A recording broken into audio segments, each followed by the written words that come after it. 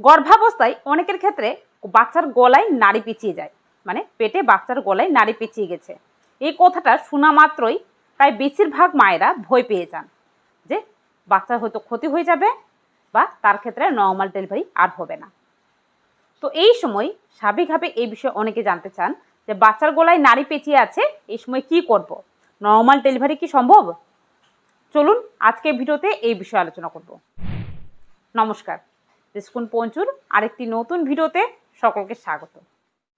তো আজকে ভিডিও মূল আলোচনা হলো গর্ভে বাচ্চার গলায় নাড়ি পেঁচিয়ে যায় কেন, কখন এটা ভয়ের কারণ, এক্ষেত্রে আপনার নর্মাল ডেলিভারি হবে কি না। ভিডিওটা শেষ পর্যন্ত দেখবেন, আশা করি আপনার জন্য অনেকটা হেল্পফুল হবে। আর অবশ্যই ভিডিওটাকে পারলে বেশি বেশি শেয়ার করুন, যাতে প্রত্যেকটা মায়েদের জন্য কিছুটা হলেও হেল্প হয়। আর অবশ্যই ভিডিওটা ভালো লাগলে, ইনফরমেটিভ মনে হলে একটা লাইক করে চ্যানেলটাকে সাবস্ক্রাইব করে পাশে থাকবেন। চলুন ভিডিও মূল বেশি যাওয়া যাক। তো দেখুন, সাধারণত গর্ভাবস্থায় প্রায় 30 থেকে 40% গর্ভবতী মায়েদের ক্ষেত্রে এমনটা কিন্তু হতে দেখা যায় যে বাচ্চার গলায় নাড়ি পেঁচিয়ে গেছে। এক্ষেত্রে এই সময় কি করা উচিত? নাড়ি পেঁচিয়ে গেলে কি বাচ্চার ক্ষতি হয়ে যায়? দেখুন, সাধারণত গর্ভের মধ্যে বাচ্চার গলায় নাড়ি পেঁচিয়ে যাওয়ার পিছনে বিশেষ কিছু কারণ থাকে, বিশেষ কিছু ভুলও থাকে। এই সময় কিছু কিছু ভুল যেগুলো কিন্তু অনেক সময় গর্ভবতী মায়েরা করে থাকেন না জেনে, এবং অনেক সময় বাচ্চার গলায় নাড়ি পেঁচিয়ে যায়। প্রথমত আপনাদের সেই ভুলগুলোর কথা বলি, কারণ আপনি যদি এই ভুলগুলো করেন তাহলে কিন্তু আপনার ক্ষেত্রেও এই বাচ্চার গলায় নাড়ি পেঁচিয়ে যাওয়ার সম্ভাবনা থাকতে পারে। যেমন এই সময় আপনি যদি ভুলভাল পজিশনে উঠা বসা করেন, যেমন হুটহাট করে উঠলেন বা হুটহাট করে বসলেন, বা ঘুমানোর সময় এ পাশ থেকে যখন ওপাশে ফিরছেন হুট করে এ পাশ থেকে ওপাশে ফিরে গেলেন। দেখুন, প্রেগনেন্সিতে বিশেষত প্রেগনেন্সির 7, 8, 9 নম্বর মাসে এই সময় হুটহাট করে পজিশন চেঞ্জ করলে স্বাভাবিকভাবে আপনি তো পজিশন চেঞ্জ করে নিলেন, কিন্তু আপনার গর্ভে যে বাচ্চাটা রয়েছে সে কিন্তু হুট করে এ পাশে আসতে পারে না, যার কারণে অনেক সময় বাচ্চার গলায় নাড়ি পেঁচিয়ে যায়।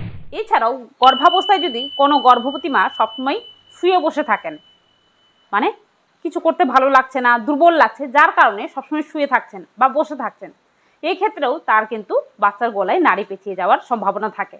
কারণ আপনি মুভ করছেন না, এক্ষেত্রে বাচ্চার মুভটাও কম হচ্ছে, অনেকাংশে চান্স থাকে বাচ্চার গলায় নাড়ি পেঁচিয়ে যাওয়ার জন্য। তাছাড়াও কিছু কিছু কারণের কথা বলি, যেমন এই সময় আপনার গর্ভের মধ্যে যদি পানির মাত্রা বা জলের মাত্রা অত্যাধিক থাকে, যেটাকে সাধারণত আমরা অ্যামনিওটিক ফ্লুইড বলে থাকি, এই জলের মধ্যেই তো বাচ্চা ভাসমান থাকে, এই জলের মাত্রা যদি অত্যাধিক পরিমাণে থাকে তাহলে কিন্তু যেটা হয় যে বাচ্চার নড়াচড়া করতে সমস্যা হয়, বাচ্চা একটু বেশি নড়াচড়া করে সাঁতার কাটতে থাকে, খুব বেশি করে পজিশনে একটা স্থির হয়ে থাকতে পারে না, যার কারণে অনেকাংশে চান্স থাকে বাচ্চার গলায় নাড়ি পেঁচিয়ে যাওয়ার জন্য। তাছাড়াও প্রেগনেন্সিতে বিশেষত অনেক সময় যেটা হয় যে কোনো কোনো বাচ্চা খুব বেশি নড়াচড়া করে, কিছু কিছু সময়ে বাচ্চা যদি খুব বেশি নড়াচড়া করে সেক্ষেত্রেও সেই বাচ্চার চান্স থাকে নাড়ি পেঁচিয়ে যাওয়ার জন্য, মানে হুট করে গলায় নাড়ি পেঁচিয়ে গেল। বিশেষত এটা কিন্তু প্রেগনেন্সির 7 এবং 8 নম্বর মাসে অনেকাংশে হতে পারে, অনেকের ক্ষেত্রে দেখা দিতে পারে। তাছাড়াও প্রেগনেন্সিতে যদি আপনার বাচ্চার যে আমলিকাল কোড রয়েছে, যে আমলিকাল কোড দিয়ে বাচ্চার যাবতীয় পুষ্টি, নিউট্রিশন এগুলো কিন্তু পেয়ে থাকে মায়ের শরীর থেকে, এই আমলিকাল কোডের দৈর্ঘ্য যদি বা লেন্থ যদি খুব বেশি হয়ে থাকে, নির্দিষ্ট পরিমাণ লেন্থের চেয়ে একটু বেশি হয়ে থাকে, তাহলেও কিন্তু এই আমলিকাল কোডটা বারবার বাচ্চার গলায় পেঁচিয়ে যায়, যার কারণেও বাচ্চার গলায় নাড়ি পেঁচিয়ে যাওয়ার সম্ভাবনাটা একটু বেশি দেখা দিয়ে থাকে। এই সময় কি করে বুঝবেন যে আপনার বাচ্চার গলায় নাড়ি পেঁচিয়ে গেছে? দেখুন, সাধারণত বাচ্চার গলায় নাড়ি পেঁচিয়ে গেলে খুব একটা স্পষ্টভাবে বোঝা যায় না, তবে অনেক সময় যেটা হয় যে যদি নাড়িটা শক্তভাবে পেঁচিয়ে যায় তাহলে কিন্তু বাচ্চার শরীরে অক্সিজেন সাপ্লাই কমে যায়, যার কারণে বাচ্চার নড়াচড়াটা বন্ধ হয়ে যায়। তো এই সময় আপনার বাচ্চা যদি নড়াচড়া করে এবং দেখছেন যে হুট করে বাচ্চার নড়াচড়াটা কমে গেছে, সেক্ষেত্রে কিন্তু অনেকাংশে চান্স থাকতে পারে বাচ্চার গলায় নাড়ি পেঁচিয়ে যাওয়ার। এবারে কোন সময় এটা ভয়ের কারণ? প্রথমত বাচ্চার নড়াচড়া বন্ধ হয়ে গেলে এটা কিন্তু ভয়ের কারণ, সেক্ষেত্রে শিগগিরই আপনি ডাক্তারের কাছে যাবেন।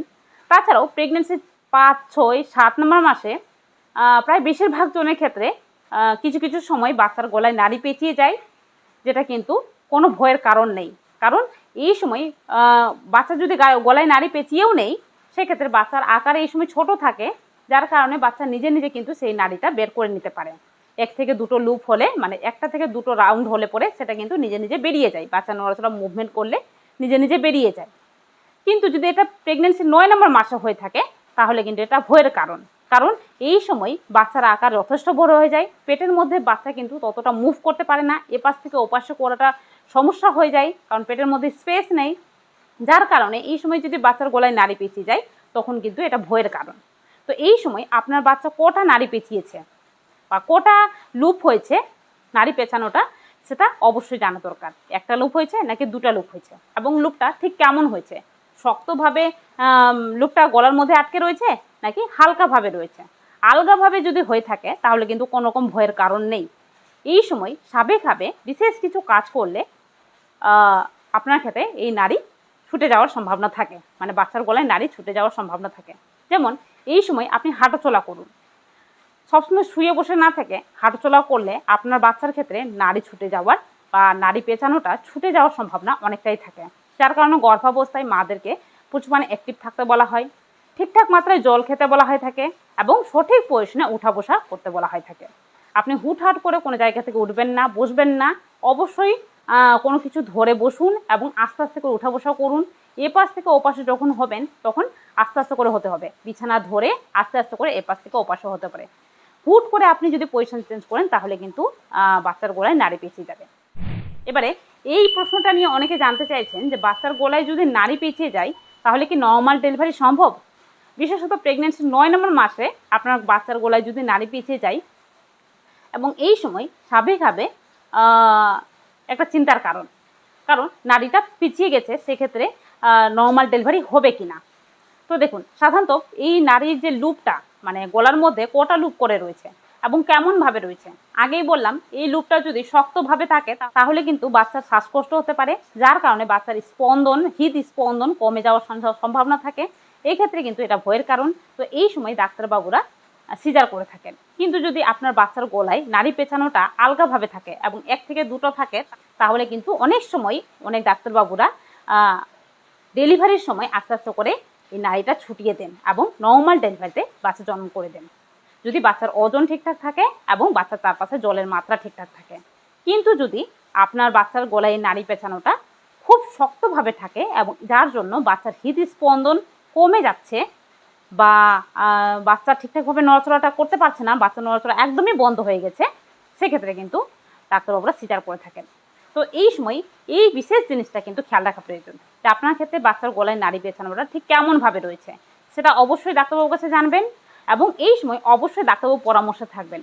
কোনো রকম চিন্তা করলে স্বাভাবিকভাবে ব্লাড প্রেশার হাই হওয়ার চান্স থাকে, আর যেটা কিন্তু আপনার বাচ্চার জন্য এবং আপনার ডেলিভারির জন্য মারাত্মক ক্ষতিকারক। তো এই সময় চিন্তা টেনশন করবেন না, ভয় পাবেন না, এই সময় সঠিকভাবে জানুন যে এই নাড়ি পেঁচানোটা কেমনভাবে রয়েছে, সেই অনুযায়ী কিন্তু পদক্ষেপ নিতে হবে। তো আশা করি আজকে ভিডিওর মাধ্যমে বোঝাতে পারলাম। তো এই ছিল আজকে ভিডিওটা কেমন লাগলো কমেন্ট বক্সে জানাবেন, আর অবশ্যই ভিডিওটা ভালো লাগলে, ইনফরমেটিভ মনে হলে বেশি বেশি শেয়ার করুন, পারলে একটা লাইক করুন, আর যারা চ্যানেলে নতুন রয়েছেন চ্যানেলটাকে সাবস্ক্রাইব করে দেবেন। চলো টাটা।